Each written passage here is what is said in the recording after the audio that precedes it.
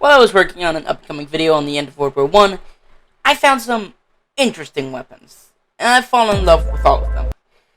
And I'm just gonna give the backstory of these weapons, and that's basically it. I need to get something out so that, the YouTube algorithm just doesn't destroy my channel. That's a short intro, I know, but I just want to get this started with because I've been wanting to talk about these for a while. So let's start on the Western side. Imagine you're a Germans. The British had made the cool new thing called a tank, and you needed a way to destroy them. So, they had an idea. What was their idea? So what'd they do? Let's see. Wow! Yep, it was just a car, but bigger. You must say, it couldn't have been that big, right? Well, this is the thing. This was 5 foot 7 inches long. The rifle is classified as a 2-man system. The actual bullets for this rifle is also fucking huge as well. This is a normal bullet compared to one of the rifle's bullets. Around 17,000 of these were built. A few of them still exist. Some of them are mostly in museums across the world. But, why build explosive or anti-tank artilleries when you could just make a huge fucking rifle? And thus, the tank cure. I'm counting this because their tank was just a fucking pillbox. Why actually make a good tank when you could just make a pillbox? Granted, only about 20 of these were created, and only one still exists. Why? Well, most of them were scrapped by the Entente. Thanks. Anyways, the last tank is called the Wotan. If you want to know what happened to each of these tanks, and how 20 turned into 1, search up A7V and go to the Wikipedia and scroll down, and it tells you what happened to each, and that should tell you everything. I've been wanting to talk about this tank for so goddamn long. I love this tank. I am obsessed with it. Is it a tank? I really don't know. If it is classified as a tank, it would be the first ever tank. Well, there were theories or concepts of a tank years before World War I. One of this was a land ironclad.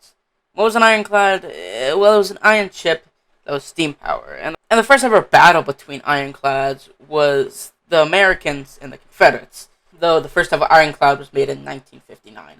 Anyways, we're way too off track. I went into a rabbit hole before making this, so yeah. The Tsar tank started development in 1914 in the Russian Empire by Nikolai Lebedko. Sadly, only one of these tanks was ever made, and it was a prototype. Modern tanks, or the ones we think of when we think of a tank, use caterpillar tracks, while the Russians used big fucking wheels. This tank used 10 people to operate, which a modern-day Abrams uses 4. So why was this never used? Well, short answer, it was way too underpowerful, and weak to artillery, so they abandoned it.